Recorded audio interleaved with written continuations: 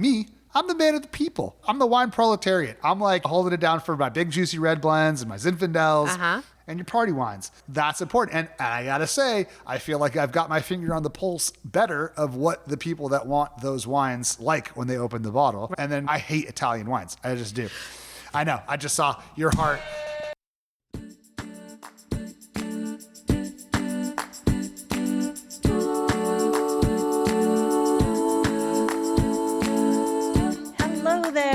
Welcome to Sip with Nikki. It's Nikki Lamberti here in Sonoma County, California, and I have an all-new, exciting, and hysterical interview for you this week. I'm so thrilled for you to hear this. So I have been trying to nail down Agent Crew from the Wine Spies for some time, and our schedules finally aligned, and I was able to travel to the Wine Spies HQ, which is located somewhere in Sonoma County. I can't tell you exactly where, but the town might rhyme with Schmetaluma. And I got to learn all about how their flash sale site is able to offer people like you and me, people that love wine, eye-popping deals on really highly rated wines for generally less than half the price. What? So I had signed up for their emails and started, getting an idea of the daily wines that they were featuring. And once I saw that, I had so many questions for Agent Crew.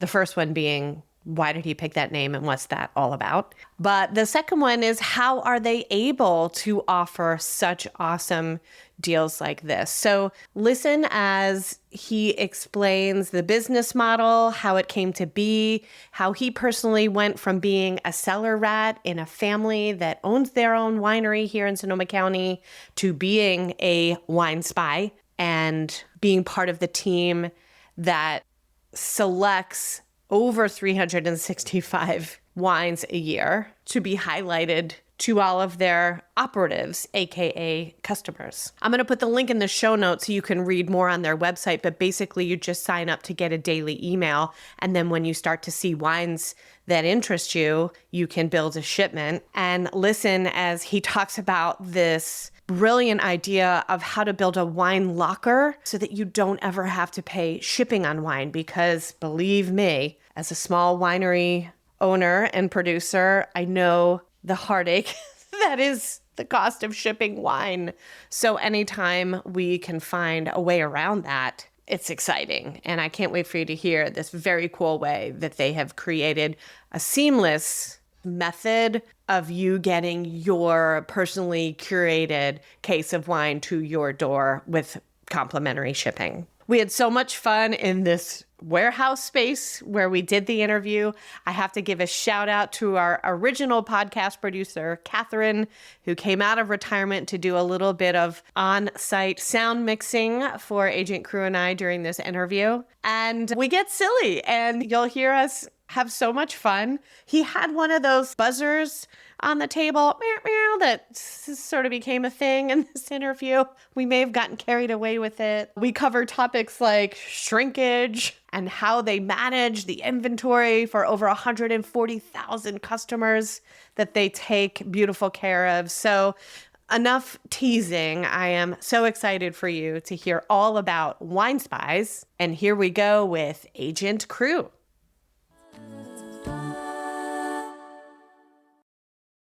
All right, here we are. What is it? Monday afternoon. Woo! Happy Monday. Hey, happy Monday, Nikki. Thanks for having me. Thank you for having me in this Wine Spies world that we're in. This place is pretty cool. HQ, baby. HQ. See, I should know that. Crew, it is a pleasure to finally meet you. I know you and I have been going back and forth for quite some time. We knew this was going to be a great match for you to be on the podcast, and we finally made it happen with our busy schedules. So we're thank here. you. I know, sitting in our little half a podcast studio. It is. It's very cool. So I'm happy to be here. And I know we're going to taste some wines today and, of course, talk about the Wine Spies model and how our listeners can be operatives and get these awesome deals that you guys have. Yes, ma'am. We pulled some special ones for you. Thank you. I'm so excited. I see them sitting here. We'll get there.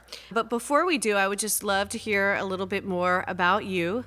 how did you get into the business? And then we'll talk about how Wine Spies came to be. But your family's in the business and you've been doing this for some time. Is that right? Yes. Yeah. I think I'm coming up on my 20-year mark, which Wow. is crazy to even say. But yeah, cut my teeth as a cellar rat at Deerfield, which is my family's place. It's right in the middle of Sonoma Valley. Beautiful winery. Check it out. 23,000 square foot cave. Plug away. Yeah. That's what we're doing. So you grew up working there in the family winery. And for my listeners, if they don't know the term cellar rat, what does that mean? That means you're at the bottom of the production totem pole. So you are scrubbing barrels. That's like the number one thing is cleaning. So your best friend is a brush and some SO2 spray. But yeah, I did production for a couple of years and quickly moved on to the operations side. I should say that my dad is actually an architect and my mom is an author. And so it's really my uncle and aunt who are the proprietors at Deerfield. So I worked for them for a decade. Wow. Finally finished as general manager before going undercover at Wine Spies. So I've been here now for, I'm coming up on 8 years next month, which is super exciting. It's like almost rounded a decade out, and I joined as their COO, and now I've been the CEO for about 5 or 6 years. Congratulations. You are, it sounds. Yes. Did you go to school for wine, for business, or? I did an entirely too brief stint at Cal Poly in wine and vit, but Harvest 2009 called me before I finished. My first stint was in 2006. I did like a summer internship Harvest, and then I was definitely ready to move from the Central Coast. So I was sitting at Easter with my uncle and he's just like, when are you just going to come work for me? Yeah. And I did. And it was actually a real baptism by fire for anyone who's never worked a harvest. It is no small feat. And I thought I was going to be a winemaker, and I do love winemaking. I've made my own wine for probably 5 vintages wait, you or do so. make wine, yeah. Yeah. But knowing as many winemakers as we do, and Wine Spies I'm sure we'll get into, we sell one different wine a day. So I end up meeting a lot of people and a lot of winemakers. 365 a year. Yeah. And anyone who's in the industry knows that winemakers are cut from a very specific cloth. Yes. And that is not my cloth. I'm more of a kimono guy. Oh my God, I'm going to use that. I like that. So you stopped working at the winery. I just knew that I wanted to explore the world beyond just one wine. As someone who's worked, I've heard you worked for Pride for 13 years now. It's wonderful, and being able to see each vintage and the differences between them, it's always fascinating. Yet you are dealing with the same wines, the same SKUs, and there's a whole world of wine out there. So it was a great opportunity to spread my wings. And at the time, there was only 3 people, including myself, working at Wine Spies. And now we're about 20 plus strong. Wine Spies had been around for 10 years at that point. Okay. But they were definitely going through a little bit of a rebirth, Wine Spies 2.0. Okay. So it was a great opportunity. I saw how wonderful the potential was for Wine Spies. There was so much there. And it was actually the first flash sale company really out there besides Wine Woot, which was later purchased by Amazon and then shuttered when they bought Whole Foods. Okay. So today Wine Spies is the longest running flash sale wine company in the world, which is crazy because now there's quite a few more. And so there's this long history that was there, so much potential, a lot of know-how and connections. It really just hadn't taken off the way that it should. Going through the grind of building a family winery was something that I enjoyed. I learned a tremendous amount about it, and I'm very grateful that I had that opportunity, and also learned the production side really thoroughly, which you don't always get on the retail side. But it's been a very fun part of the journey, the Wine Spies part. And a great foundation too. And we always hear so often in this business, like, how do you make a small fortune in wine? You start with a large fortune. That is very true, though. Is that maybe part of the reason why you were also like, yeah, I'm going to take this in another direction? Yeah, that's fair. And part of the reason that that's the case is that it takes so much time and investment to build a brand. I know. You know? Speaking from experience. God, it's so hard Year 7, no profit yet. And that's the norm, right? Because you plant the grapes and then 2 years minimum if you're trying to get some tiny little not great grapes off them, and then make the wine and then cellar it and then bring it to market. So and the reality is that I think there's something like 300 licensees in Sonoma County in the 90s, and now there's 10,000 licensees.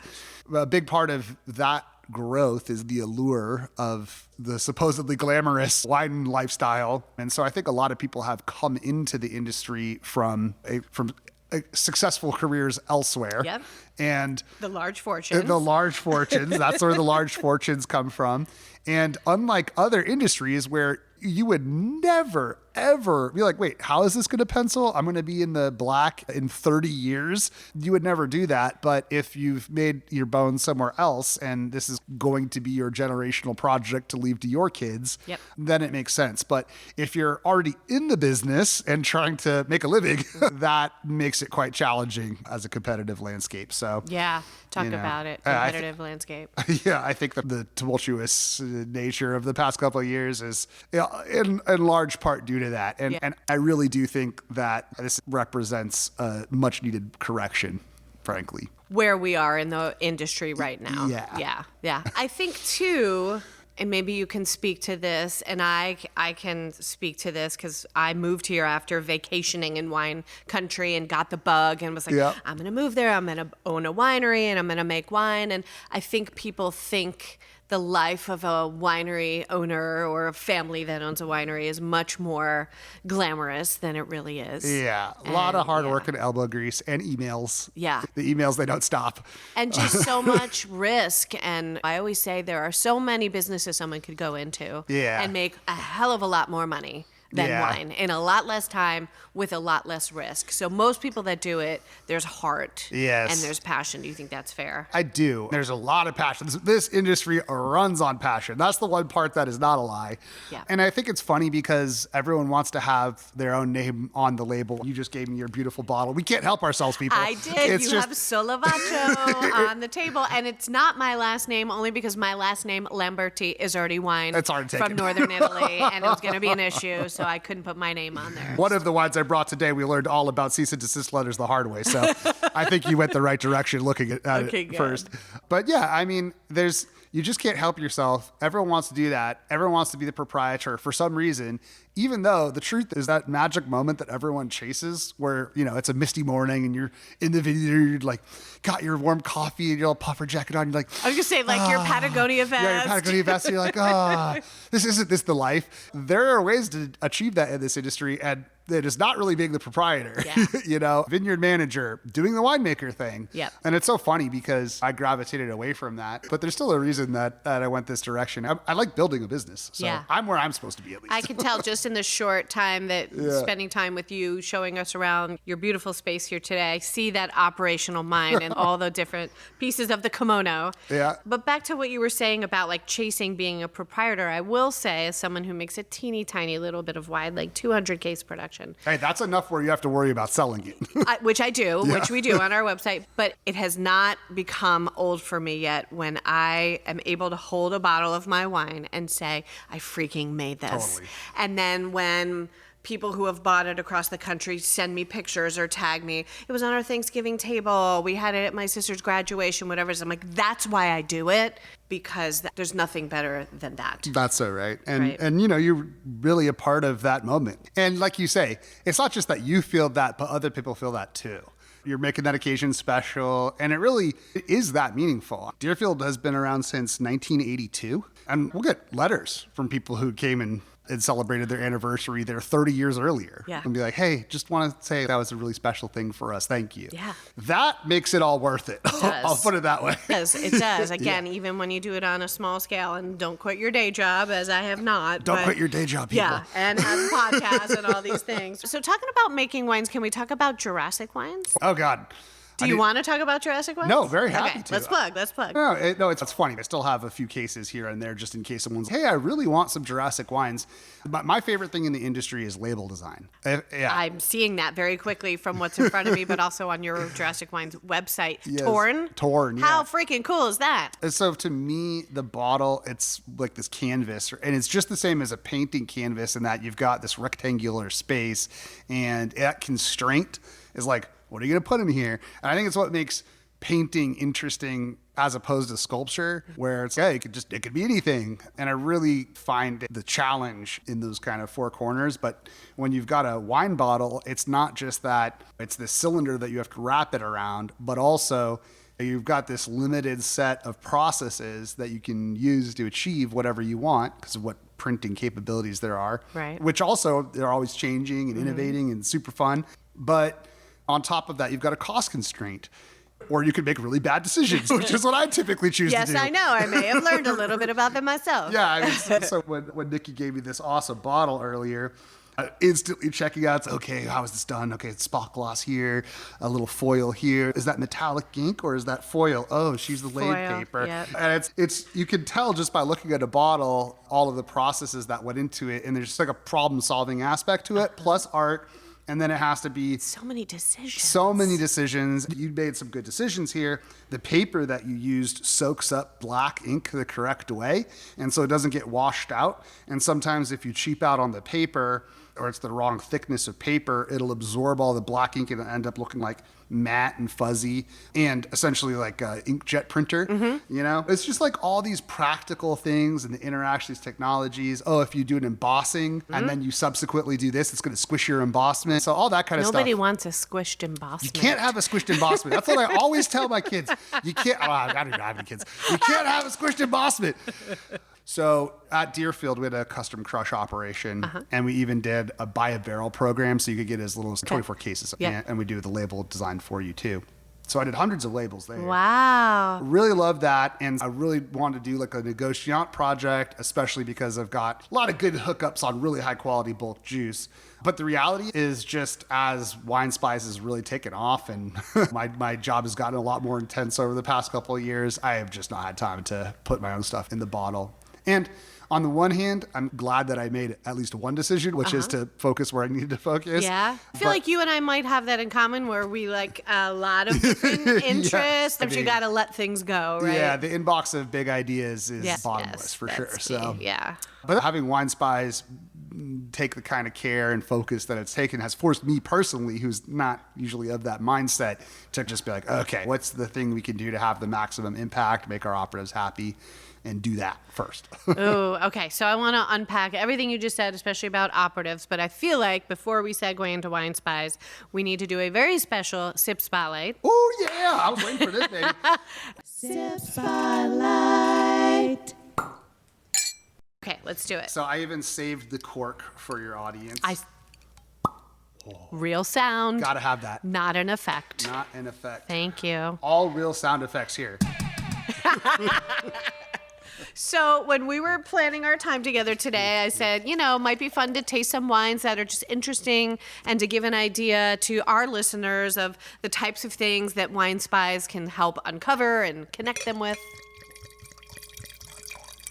Not an effect. Oh my God. This smell of this is jumping out of the glass. So tell me, why did you pick this? So 365 wines a year minimum. Actually, today we're probably doing closer to 1,000 wines a year on the site. It's always, what's your favorite? I don't know. What was my recent favorite? Seriously, yeah. So Post and Vine really was a standout for us. Rebecca Weinberg is the winemaker. I know the name. And yeah, she's the winemaker for Quintessa. That's why I know the name. And she is phenomenal. She came out and had a little lunch with us a couple weeks ago. Nice. It was fun. She's a doll. She's absolutely delightful. Ooh. Oh, sound producer Catherine just got a glass as well. Cheers, Katie. Cheers. Yeah, cheers. Thanks for coming by. Thanks for having me on. Let's sip together. Oh, that smells good already. Juicy. So she's known for her top flight 100-point Quintessa bombshells. And this is one of those fun projects where it's like, what would a winemaker do if they could do whatever they wanted? They would not make big, bold 100-point cab. They want to make everything but. Exactly. And so this is like a Mendo field blend. It's Petit Syrah, Grenache. Mendo meaning Mendocino for our non-California listeners. Exactly. Some of that Mendo Kush. And That's drugs. Was that a drug reference? That was in fact a weed reference. Okay, cool. Yeah, the Emerald Triangle, known for not just weed but now grapes. That's right. Yeah, that's right. So this is like one of those projects where the winemaker's like looking for that truly special place. And so it's a field blend, which basically means that instead of the varietals being individually made into their own constituent wines and then later after fermentation blended together, A field blend is all of the grapes are co-fermented, so they're all picked together. And let's plant this and this all in the same vicinity and pick them all together and throw them in the pot. And I'm sure you know all this. It's like that's the traditional way that wine was made for a very long time. And actually, they didn't give a whole bunch of thought to the individual clones. It was more like when you're planting a garden. I got some Berkeley tie-dyes and some Cherokee purples. This looks good here. This looks good there. Those are tomatoes, not weed. And you just throw them in the garden wherever you want. And then if you're making sauce, you just pick everything. Same exact kind of idea. And then the nice part about a field blend, the pros, is that the grapes have the opportunity to commingle during fermentation. And you get a little bit of different chemistry magic than you otherwise would in the way that the actual wine blending takes them shape. as wines already. Yes. I agree. Yep. And then the pro to blending the wines after, which is how like most wines are made nowadays, is that you get to be a lot more thoughtful and deliberate about what that particular wine needs. So it's, this is a little flat mid palate. I'll add more Merlot. You have a toolbox to work with at that point. Exactly. Of different needs components a little more to blend. Merlot. Yeah. Or this year's particularly heavy. Like maybe in past years I included some Cab Franc or Petit Verdot, but I don't need it this year. So Right. I'll get rid of it entirely. With a field blend, it's all in there. You can't unmake that soup. Can't take it apart. No. So this is just a great kind of counterpoint to that heavy Napa Cab, and then it's just super light, fruity, juicy, incredibly. Field blend of? It's Zinfandel, Petit Syrah, and Carignan. Ooh, that's a fun lineup. Yeah, and I think it's like 40, 30, 30. Okay, and this is 2020. Yeah, and I think she did a bang up job, and we sold it for $19, which is absolutely insane. What? Yeah. At the time when you were selling it through Wine Spies at 19, what would the retail have been? I think it's like 42. I don't want to misquote. Less than half price. Yeah, a little bit less than half price. That's impressive. And I just want to stress in this case, it's like we're working directly with Rebecca, buying it from her. And she loved working with us, getting the name out there. We've got an amazing audience of operatives, like 140,000 plus audience now. So your customers, aka operatives. we speak the lingo here at Wine People Spies. who sign up. Yeah, You got to live the brand. I love it. I love the branding. Agent crew. So that's another thing. It's a 24-hour window where the sale is. And from the producer's side, there's a very understandable need, and I've been on that side of the industry, where you want to protect your brand position. And your price integrity. Yeah. Yeah. And that's completely real and well-founded. But for us, 24 hours, you're only going to get access to that not like on price. shelves and shelves at this price. Exactly. Yeah. And that means a lot. It works. I think it really is one of those win-win things, which is pretty rare out there, because we have an audience of genuine wine lovers that would be delighted to know that Posted Wine exists that previously didn't. Yeah. Did you pick it because it's a woman winemaker and you were No, I didn't. doing that for me? I didn't. The way I really feel about that now is that women are killing it in the industry. Yes, There's so many amazing winemakers. Cheers to that. Can you say it again for the back row? No, women are killing it in this industry. No, truly. Deerfield's winemaker is a woman, Cecilia Valdivia.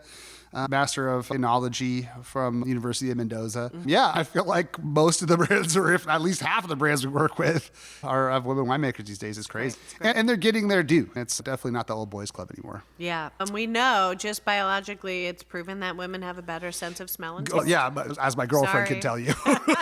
That's why we say women smell better, because we smell better. I believe that. I believe that. I didn't make that up. I borrowed that from someone. Lulu, you always smell good. Good. See, plug. Michael, not so much. But okay, so we've talked around it, but let's now really make it clear for our listeners what Wine Spies does. And I love how you call it a flash sale site. The other terminology that I saw was wine e-tailer. You're an e-tailer. Is that still an effective way to think about it? It's funny that you asked that, because I naturally want to call it a flash sale site, but it cheapens it somehow. And I feel like people that have flash sale sites don't like to talk about it that way. Like to make ourselves fancier. But I think people get that. They get what that is. Yeah. It's like a limited time deal. Yeah. And that is what it is. Yeah. So I don't really see why we should have to be apologetic about it. So I wouldn't be. I think you guys are doing okay, so don't apologize. Yeah, we'll wear it proudly. We're a flash sale site. Yes, Yeah. awesome. Okay, so someone can just go to your website and they say, oh, I want to sign up to be an operative or a customer. Yes, ma'am. There's no obligation. They're not putting in a credit card at that time. They're just signing up to get your daily email. Is that right? That's right. And that's one of the nice things about it is worlds of wine clubs and stuff. And subscriptions for everything. Socks. I know. There's not it's a weird day if something's not on my doorstep. Yeah, exactly. So that's what's nice is Wine Spies keeps it pure and simple. You just buy what you want. And we send out an email every day. Here's the deal. You want it, you don't want it. And we keep the write-ups really fun. They are fun. Who's doing that? Is that you? Someone on your team? No. In fact, before we hired our now CMO, Agent Roan, shout out Agent Roan, I did do a bunch of the write-ups. And for 10 years, Agent Red, the founder of the company, did it, which is a lot of write-ups. That's a lot of writing for every day. And I honestly... a lot of copy. And I ran out of funny things to say, let me tell you. Yeah. And somehow every single day I wake up at the same time as you guys and read it. And I am like shocked that he keeps it fresh and as fun as he does. So 7 days a week. We're not taking off on the weekends. And very often we'll sell 2 wines a day. Okay. That makes it even more than 365 write-ups a year. Wow. And we taste all the wines. We only sell the wines we love. And then the write-ups themselves about those wines are super detailed. Yes. There's a bunch of real factual content, but then it's also got the spy shtick. Yes, we keep which it I love. lighthearted, Yeah. we keep it fun. But your score chasers and your people that want to see what did James Suckling say and what did Wine Spectator say, you're sharing any ratings that the wines have received from those types of publications. Any relevant fact that we can find out there. So we do a pretty good wine journalism, including all of the stats on the wine, the varietal composition, how many months it's been aged in new and French oak. Yeah, because there's nerds like us that like that. Yeah, no, totally. And actually, that is what's great, is it's in different sections. So if you want to see that, you can. If you like the wine, here's the price. Great. And you know it's going to be good because we handpicked it. And that's actually a really important part of it. And then what's nice is that we've got a feature called lockers. Yes, this is awesome. Please tell our listeners about this because this is brilliant. That's the secret sauce for sure. So when I joined Wine Spies, I asked Red, because like I said, he'd been doing it for 10 years already. I'm like, what is the best idea you've ever had that you've never done? And at the time, That's a great question to ask someone. Yeah, and he knew right away. He said it's called Cubbies. And Cubbies was what is now Lockers. And basically it's the ability to aggregate different purchases together over time. And then when you will hold on to the wine for you. And when you get a full case, it ships for free. Said differently, buy what you want when you want it. We'll hang on to it. You can ship it whenever, but if you have a full case, ship for free. Now I see why you have so much space in this warehouse as you're holding people's wine. That's actually a funny part of the story. So tell me it's not here. No, we got it. We got this crazy ass warehouse because the point was to put the wine here. Right. And so we're sitting in a 17,000 square foot warehouse called HQ and surrounded by a sofa tower, which is a double-decker sofa tower. And I've seen so many things that I'm not allowed to talk about, listeners. Sorry. You can let them know about the Nerf gun armory. There's a Nerf gun armory. There's motorcycles on pallet racks for no reason. We've got the gym, got 8 bumper cars in here. I don't know. It's crazy. It's like classic a fantasy Buick, factory. Classic Buick. Cool. But the whole point was initially when we bought the building to use this to store the wine. So the building's 17,000 square feet. Right now, all of our Wine Spies wine at our fulfillment partner's warehouse takes up 75,000 square feet of storage space. Wow, okay. So even if we had wanted to do that, we've grown too much. But what had happened was we pitched it to our fulfillment partner, which is actually Wine Shipping. What's up, Wine Shipping? You guys are great. Wine Shipping. We love you. Yeah, you guys are awesome. And truly, they've been an amazing fulfillment partner. And one of the, I think, interesting parts of the way the industry functions that no one really thinks about is the fulfillment logistics whole back end of it. I'm already like, so at Wine Shipping, Jenny in New Jersey makes a purchase for Post and Vine and she's building it in her locker. Does someone physically put the bottle there in her pile so that it doesn't go away when it's time to send her shipment? That's where my brain is going. And actually, that's how we first tried it, too. Yeah. And then it ended up being that the best way to handle it is all programmatic. And to I don't even know what that means. Is just to have this basically happen on the software side. Oh, okay. It's like digitally happening, not yeah, physically. because we actually physically moved the bottle at first. Yeah. And what we found is every time a human touched the bottle, that's when shrinkage happens. And so, interesting how that works. Yeah. I'm a child. Go ahead. Explain that to our cat, to our listeners. So George Costanza, explain to our listeners what you're actually referencing with shrinkage. I'm a child. Yeah, no, wouldn't that be when it grows? It's growage. Yeah, thank you. I'm faster on the hype button than I am.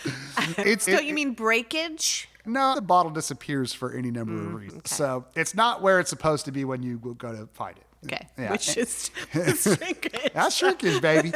So there's a wine shipping, actually, to their credit, they've had some huge improvements on their end, triple barcode scanning thing where every single time a bottle of So wine much is picked, inventory moving around. it's crazy. And they're really good at it. They've got the whole fleet of refrigerated trucks They have and the hubs. space. They have the space. They got the hub, the warehouse management systems and the know-how. When we started Lockers, because it's so far outside the wheelhouse of what other businesses are doing, we didn't know. Was anyone doing anything like that when you started? No one was doing anything like that. Brilliant. And then we've had quite a few copycats, but course. One of the things that Wine Spies really does well is that we've built our app from the beginning ourselves in-house. And that was a decision that was made even before I got here. And not just the front end website, but the entire back end. So from literally saying, hey, winemaker, do you maybe want to sell wine to us? From all the way from that point through us reaching a deal, sending a contract, getting a PO, getting the wine back here, all the inventory management, the orders, all the fulfillment. We built all of that out proprietarily on our back end ourselves. And then the front end of the website is two sides of the same app. So what that means is that the hard part of the wine industry has often been the technology, just like way behind. Definitely. And then, so if you're trying to be a high-tech company, you have to use off-the-shelf stuff like Shopify and things like that. And then those companies really just aren't made for the unique challenges of alcohol, basically. Highly regulated. Compliance, taxation, all of that. All the Shipping laws. shipping, all the boring stuff that people only care about when they're like, why did I get charged this? But owning a winery is be so romantic. Exactly. We will be right back. I had the most healthy and delicious lunch the other day. It was a salmon patty over a bed of spinach, and it was loaded with omega-3 and fatty acids. I was so proud of myself. And this beautiful fish came from Sina Sea. In episode 69, you heard my awesome conversation with Sina Wheeler. She is from a fifth-generation fishing family, and she and her husband, Rich, founded Sina Sea, where he catches wild, sustainably caught fish in Alaska, and then they cut it and package it and ship it beautifully right to your door, and it arrives premium sushi-grade quality with a special recipe card on what to do with it. Well, now that it's summer, that means everything is in season right now, from their specialty sockeye salmon to halibut, cod, crab cakes, which is my mom's favorite. They're a small family-owned business, and they've been kind enough to create a discount code for our listeners.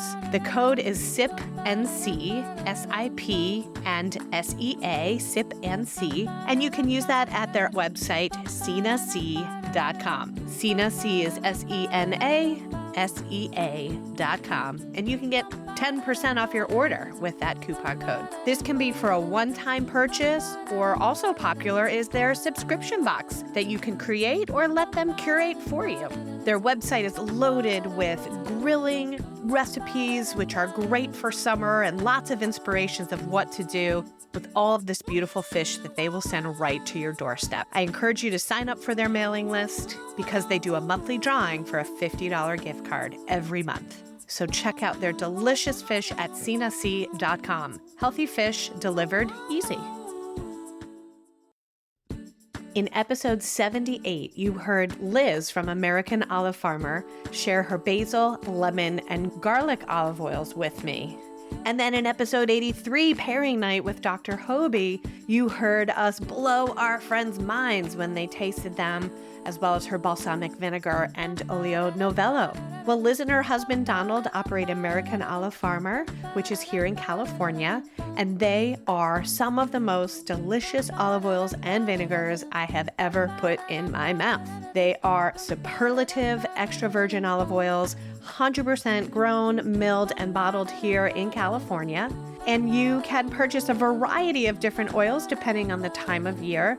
But right now, those 3 flavored oils are hot, and you can buy them in a bundle of all 3 and save.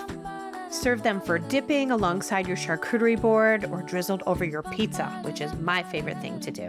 You can set up a subscription for savings and have all of their beautiful products shipped right to your door. So check out American Olive Farmer, not only for oils and vinegars, but beautiful accessories and gifts.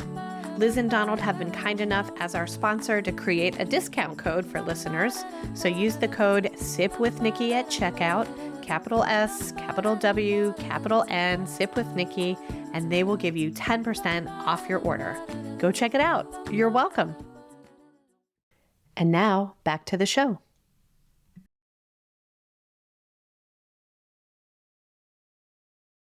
All that stuff is highly specialized. And so we were able to basically build a software ourselves that does exactly what we wanted to do. Brilliant. So we were able to solve the lockers problem ourselves in the virtual world. Long story short, they said they greenlit a test pilot. It ended up being wildly successful. And now we're not, I'm not going to say their biggest client, but we're a significant client. Okay. So now they're really like, work hand in glove with us, and it's been amazing. And then the end result of that is that we have this giant warehouse that we didn't need to put any wine in, so we turned it into so that's why you have these factory. really cool spaces in here. Okay.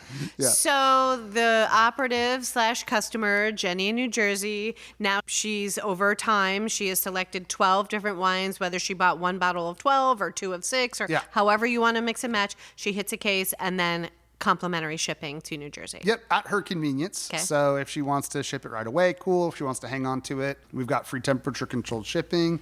But if you're That's like, no, amazing in and of itself. it is. And trust me, it's expensive. I know. And we operate off very low margins. And much of that is basically returned to the customer in the form of that covering that shipping cost, including the TC shipping. But if Does that temperature control shipping mean that you can ship most of the year to Yes. most states? Okay. So the refrigerated trucks. So for most temperature control, the way it works is that it gets on a refrigerated truck to a regional hub. And then from there, it's handed off to UPS FedEx. Which are not refrigerated. But the ice pack is inserted there.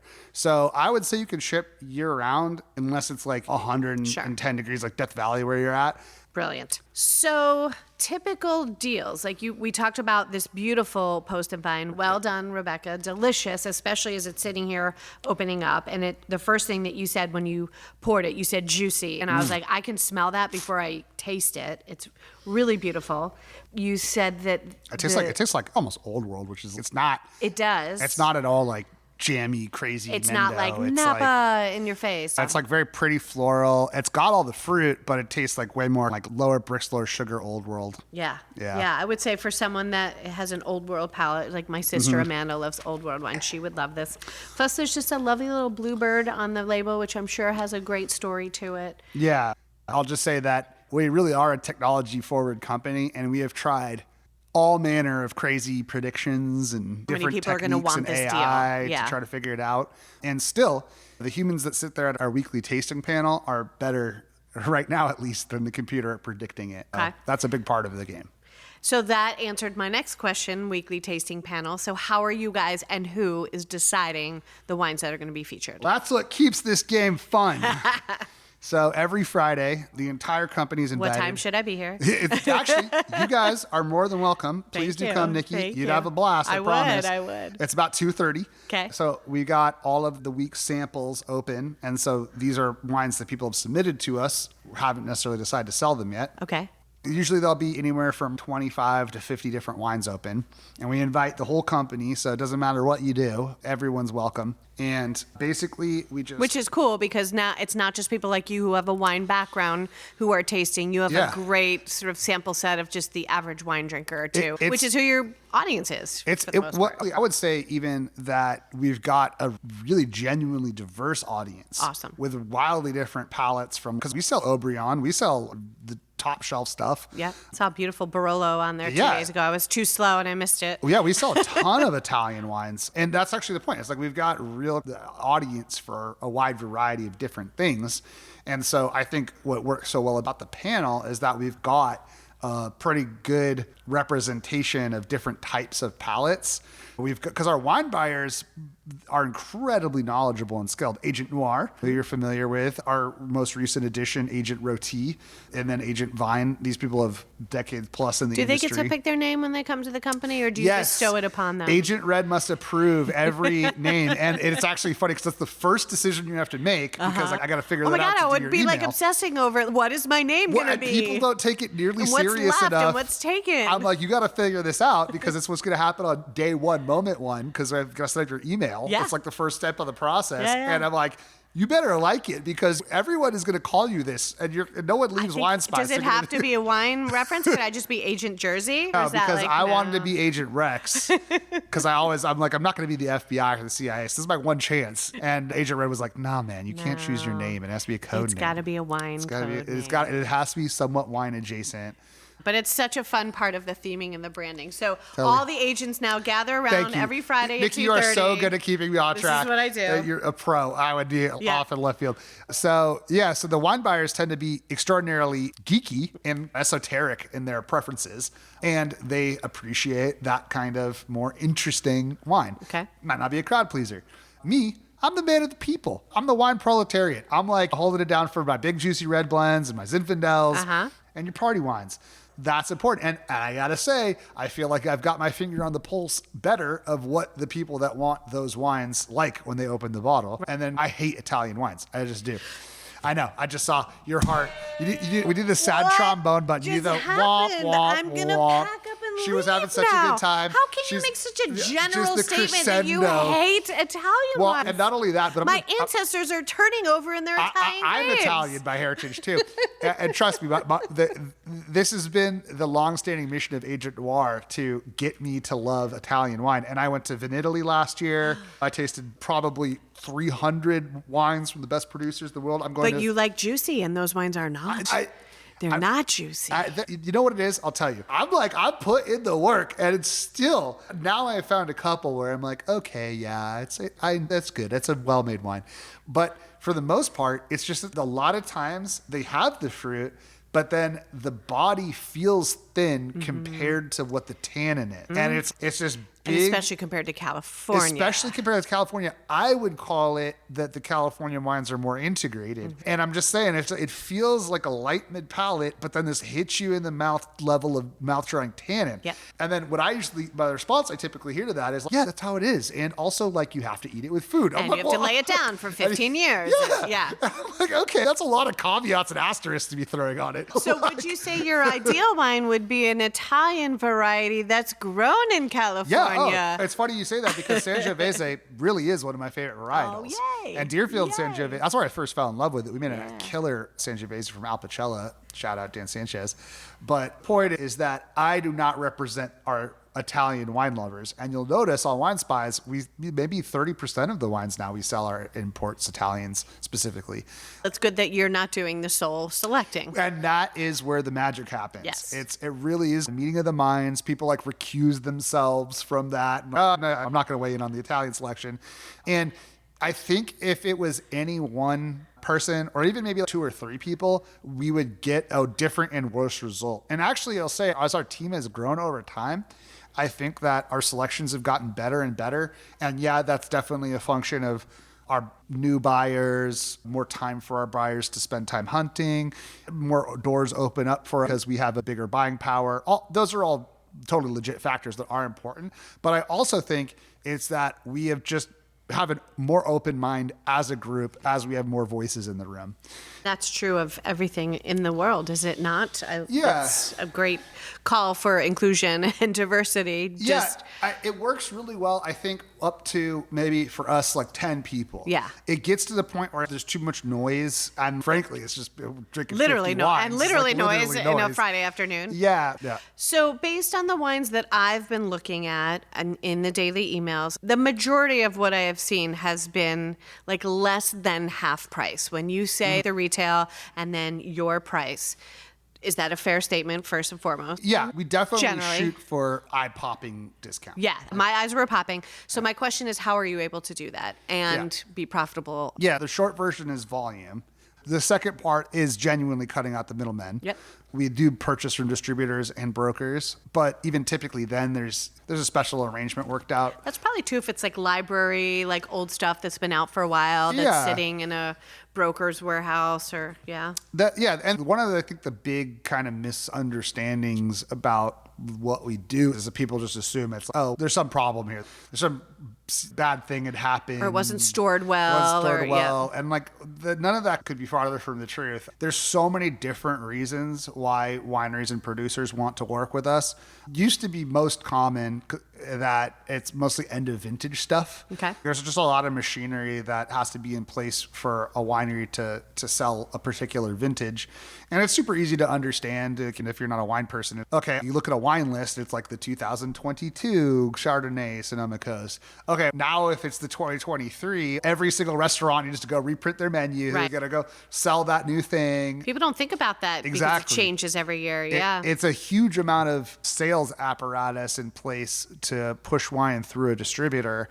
And so when you're getting down to the last little bit of the wine, you can't afford to just run out. And so you switch over to the next vintage while you still have some end of vintage stuff. And then there's usually a last little lame duck, undetermined amount, maybe a couple pallets of wine. So that used to be one of the main reasons, is just end of vintage. And it's easy to just sell all of that at one time and call it a day. Yeah.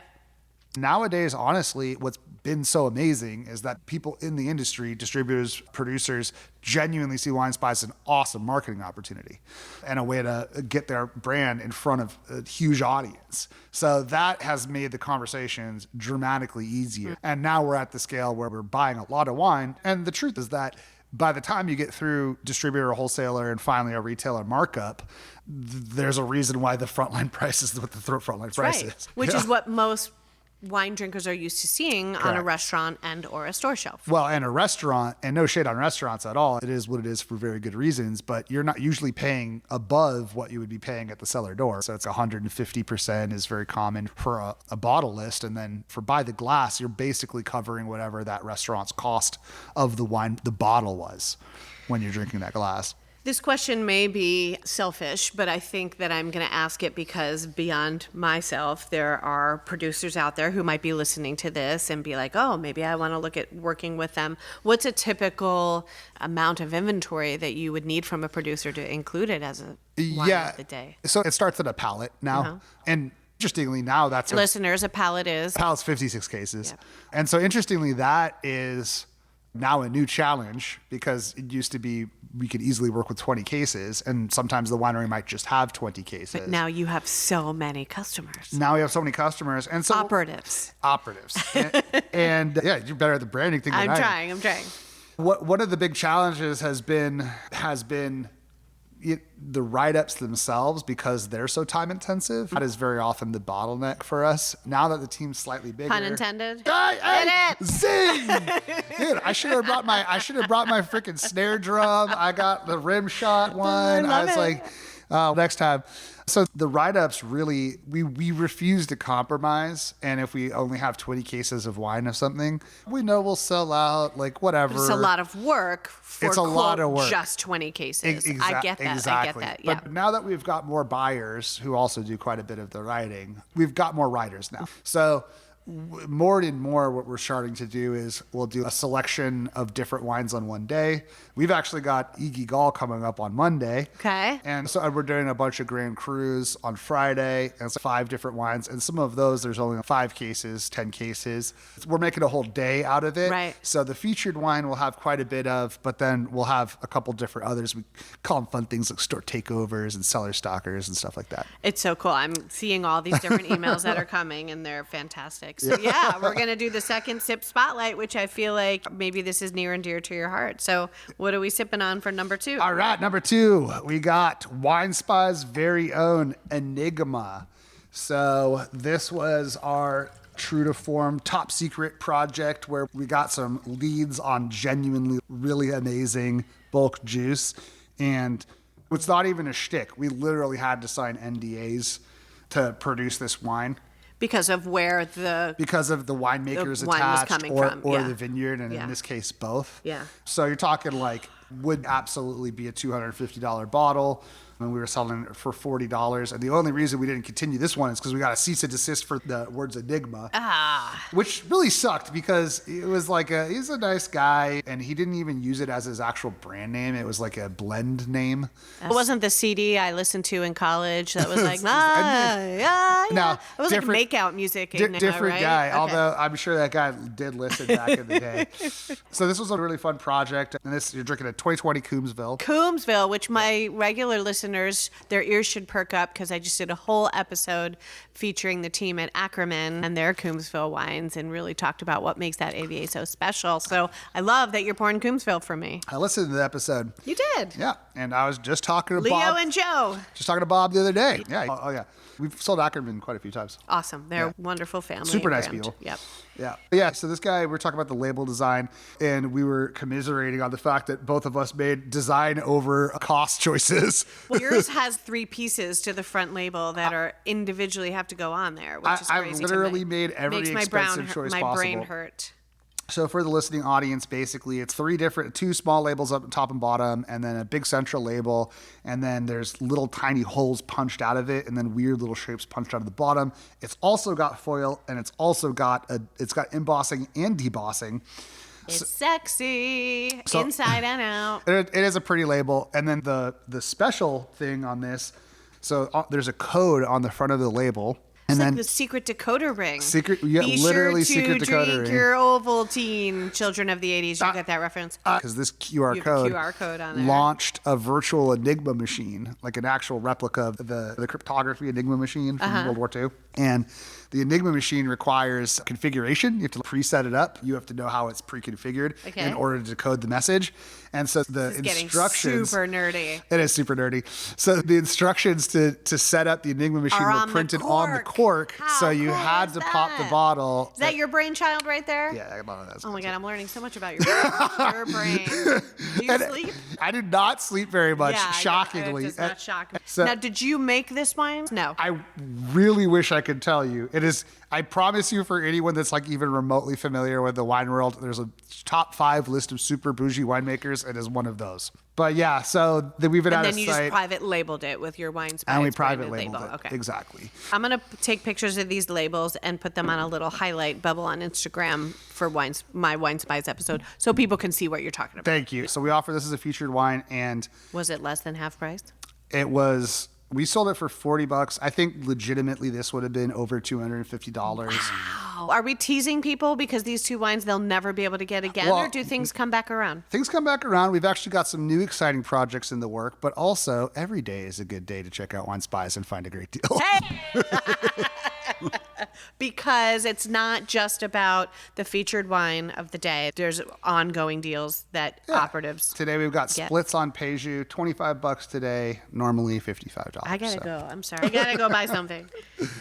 Yeah. That's amazing. Okay. So people really just need to check it out, sign up, see what the deals look like, start to build the locker, take advantage of the complimentary shipping. Yeah. It's brilliant. I'm overusing that word, but I'm just like, this is amazing for people. Thank you for all that. I'm super proud of what we built, mainly because I think the actual experience itself is just genuinely good. Yeah. You know, and we have top tier customer service. We call it operative experience. Operative experience. Yeah. And love. It really, we have got an awesome team of real humans. We respond within an hour. I've seen all of their offices here today. Yep. Yeah. Happy people make happy operatives. Happy agents make happy operatives. I think that's our mission statement. I feel like it should be, yes. Yeah, we just take care of people, and 100% satisfaction guarantee, which we actually live by. So if you didn't like the bottle because it's Tuesday and you had a bad day at work, we'll be like, okay, no problem. Just full credit refund. Do they have to send it back to you? Nope. And you know what the reality is? We just stand by our wines because they really actually are good. And so every single day that a wine is on the site, it's a wine that we stand behind. And if it gets to you and something went wrong in the shipping process and UPS was supposed to ring the bell, but they didn't, it got cooked, we'll make it right. And like I said, it doesn't matter. If you just don't like the wine, then we'll make that right too. So that's fantastic. Yeah. That's not always the case. And we don't give you a hard time about it either. It's just like, okay, no problem. I appreciate that. I got to take care of you, buddy. No problem. Well, I can see why you have, what was the number again of operatives? Yeah, I said 140,000 plus. Yeah. I can see why, and hopefully growing. And I'm going to put the link in the show notes for our listeners to check it out and sign up. Congratulations on what you've got going on here. Guys, go to the site, Wine Spies. Sign up, become an operative. Thank you, crew. Cheers. Hey, thanks, Nikki. See you next time. Boop, boop.